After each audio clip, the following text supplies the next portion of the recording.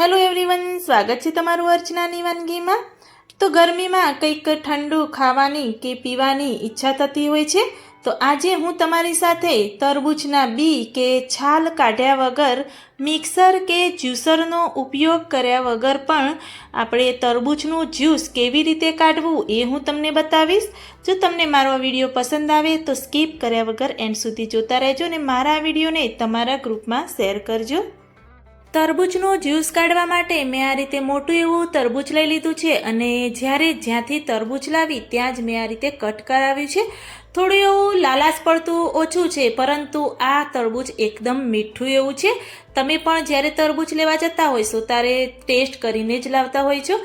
તો આ રીતે આપણે તરબૂચના મોટા એવા રફલી એવા ટુકડા કરી દઈશું। તરબૂચ તમે થોડું એવું લાલાશ પડતું ઓછું લાગશે, પરંતુ એકદમ મીઠું એવું તરબૂચ છે અને જ્યુસ પણ સરસ એવો લાલ નીકળશે। અને આ રીતે મેં બધા જ મોટા એવા રફલી ટુકડા કરી દીધા છે। તમારે જે રીતે નાના કે મોટા કે લાંબી એવી ચિપ્સ પણ કરવી હોય તો પણ તમે કરી શકો છો।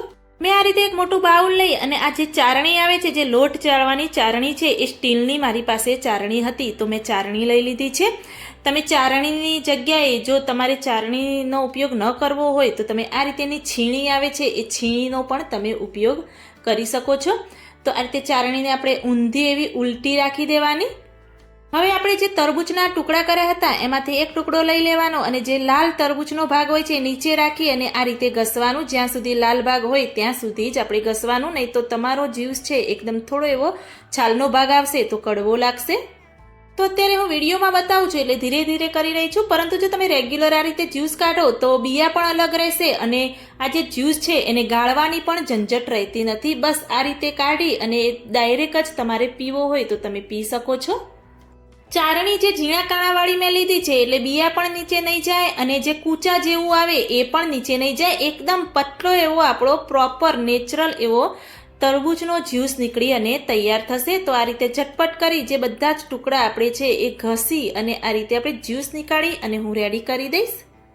તો હું તમને બતાવું કે આ રીતેનો એકદમ લાલ ચટક જેવો આપણો જ્યુસ નીકળી અને રેડી થશે। તો એ રીતે બધો જ જ્યુસ આપણે પહેલાં તો નીકાળી દઈશું।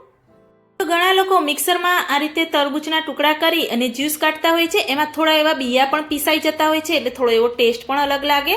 તો આ રીતે મારી આ રેસીપીથી એકવાર ચોક્કસથી ટ્રાય કરજો, ખૂબ જ એવો અલગ ટેસ્ટી એવો જ્યુસ લાગે છે અને જ્યુસ કાઢતા પણ વાર નથી લાગતી। આ રીતે મેં જ્યુસ નીકાળી રેડી કરી દીધો છે, એમાં થોડો એવા મસાલા કરીશું એટલે સુપર ટેસ્ટી એવો આપણો જ્યુસ બનીને તૈયાર થાય। તો હાફ ટેબલ સ્પૂન જેવો મેં લીંબુનો રસ એડ કરી દીધો છે અને થોડો એવો ચપટી જેવો ચાટ મસાલો એડ કરીશું અને ચપટી જેવો સંચળ પાવડર અંદર એડ કરી અને આ રીતે આપણે મિક્સ કરીશું। જો તમારે મસાલા ન કરવા હોય અને એકલો જ્યુસ નેચરલ એવો પીવો હોય તો પણ તમે પી શકો છો। સરસ એવો આપણો જ્યુસ રેડી થયો છે, તો સર્વિંગ ગ્લાસમાં આપણે એને લઈ લઈશું। તો હા બહેનો, હું તમને ખાસ કરીને એક રિક્વેસ્ટ કરું છું કે મારી આ રેસીપી એકવાર ચોક્કસથી ટ્રાય કરજો। ખૂબ જ એવો ટેસ્ટી, એકદમ નેચરલ અને એકદમ અલગ જ ટેસ્ટમાં આ જ્યુસ બની અને તૈયાર થાય છે।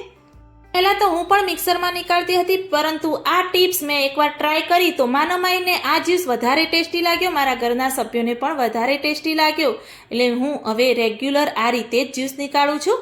જો તમને મારી આ રેસીપી સારી લાગી હોય તો તમે પણ એકવાર ચોક્કસથી ટ્રાય કરજો। મને કમેન્ટમાં જરૂરથી બતાવજો કે મારી આ રેસીપી કેવી લાગી। જો સારી લાગી હોય તો મારી ચેનલને લાઇક, શેર, કમેન્ટ કરજો। મળીએ કોઈ એક નવા વિડીયો